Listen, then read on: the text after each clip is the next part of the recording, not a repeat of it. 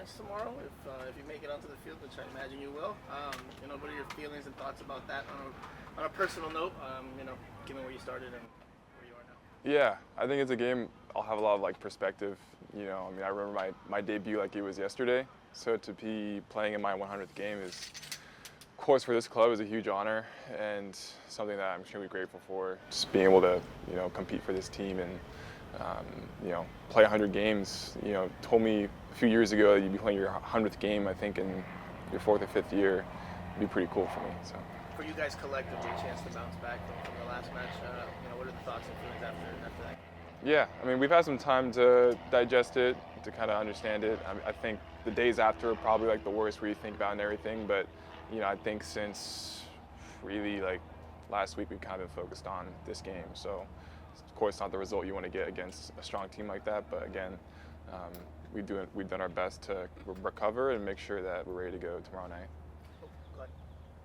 No, since we're talking about history and the recent history is not so good, bring me your best memory of 100 games, or 99 actually right now. What is the moment that you said, this is my Inter Miami moment? There's a lot of great moments. So One. It's hard to pin it down to one. Of course, I would have to bring it down to our team winning our first trophy in Leagues Cup. Yes, that was outside the MLS, but in terms of Inter Miami and everything, I think that was a collective moment for the players, for the staff, for the entire organization, where we're able to bring home some silverware and to be able to lift the trophy. It's probably that moment for me. Your penalty. That was Trying to be humble, man. He's trying to be humble. Yeah. That was humble. No. That was an incredible thing for us, for the fans, for everybody. You stopping a penalty, making a penalty. That was great. Mm-hmm. Yeah, and then it all starts back up again next month. So.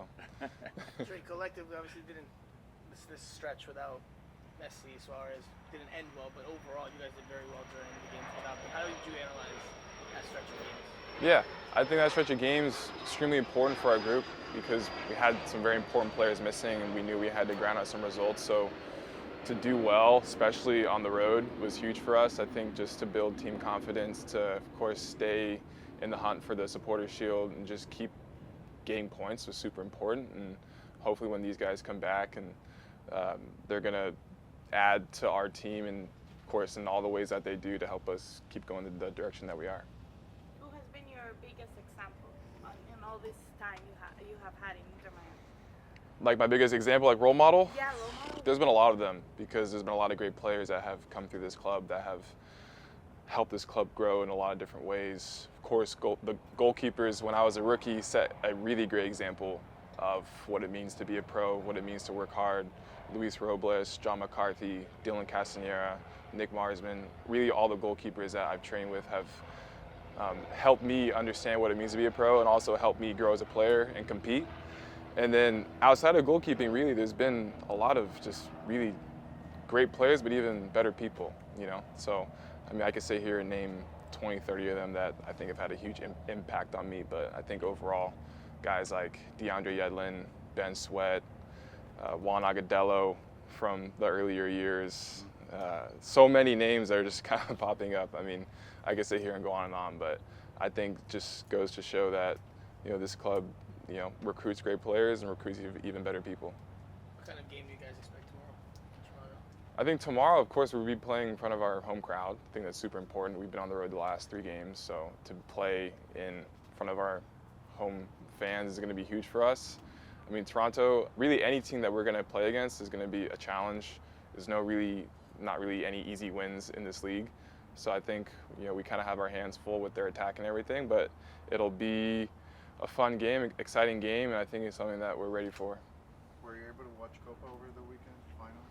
Yeah, I watched the first half, and then it was my bedtime, so I watched the highlights afterwards. Have to be mindful of my recovery and sleep and everything. But seeing Argentina go on to win the Copa America final is massive, especially with their track record in the last couple of years with international tournaments. So to see my teammate out there competing and contributing to another trophy, as well as just some of the other best players in the world, it's huge, especially it being done at Hard Rock here in South Florida is great to see. So yeah, congrats to them.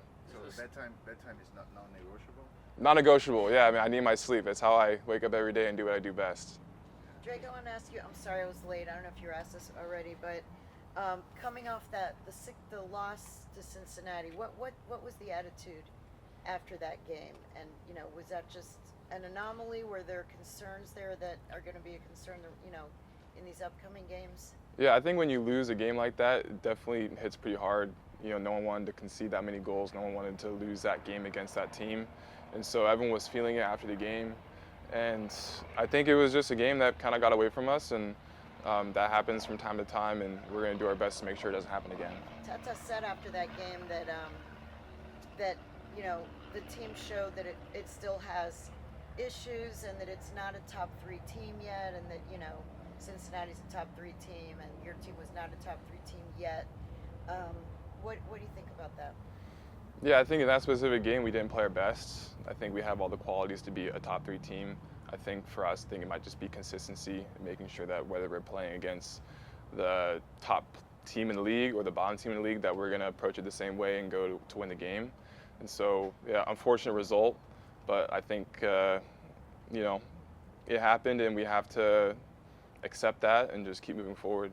There's no secret about the Argentine influence that exists within the club. I mean, what was it like on Monday morning here? Yeah, everyone was kind of buzzing. I saw a couple, Argentinian jerseys being worn in, and the vibes were high. And any time that you have, players who their nationality are with the team that wins a trophy is great. You get to see the culture, you get to experience a little bit, see how much they care about it, how much they're passionate about it. So it really goes to show the love for football that the Argentinians have, and you can see it on the field and off the field.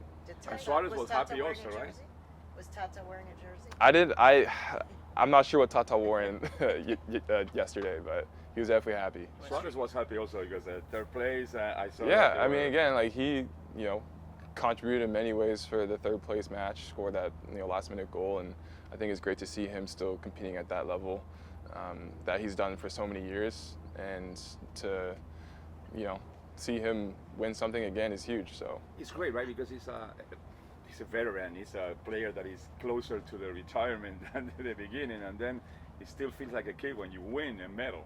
Yeah. I mean, I think that's like the beauty of sport, is from the day you turn pro to towards the end of the year. As long as you're passionate about it, you're still having fun, then I think you can just keep enjoying the game and keep competing. And things may change, but again, like if you can still show up every day and love what you do, then you're in a good place in life. Drake, those teams had a good ending for Copa America. The U.S. didn't. We know now that Greg was fired. What would you like to see in a new coach for the national team? You being a national team player and an eligible player for the national team. Yeah, I mean, you never want to see a coach get fired. I mean, he called me in a few times, and it was great to get to know him as a person as well as a coach. I think that was a decision that the Team USA made, and it'd be great to see them bring in someone that's going to be good for the culture. It's great to see them bring in someone that's going to help the team grow. I think Greg did all those things. When I was there, the culture was great. I felt like the players that were in had the right mentality, and of course, like results are results. If things don't pan out in terms of winning games, and there's that. But in terms of going forward, I just hope that they bring in someone that is going to help them prepare for the World Cup. What were your thoughts on the images before Copa America final, the fans storming the gates and that whole situation? What were your thoughts on that? Yeah, I mean, anytime you have like two of like the best teams in South America, like playing in a final match, of course the energy and everything is going to be pretty high, and people are going to want to watch the game. So, it looked a little hectic. It looked a little crazy to me.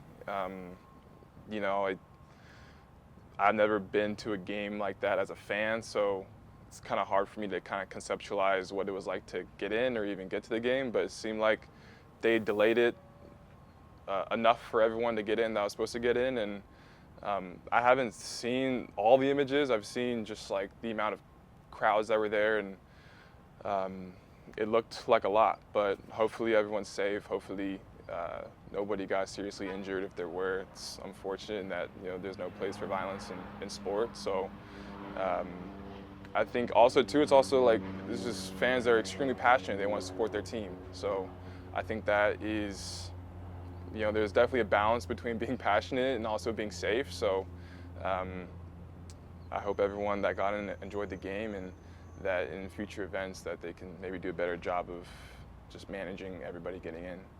Drake? Need to hire you. Yeah. All right, thanks guys. With that in a bit.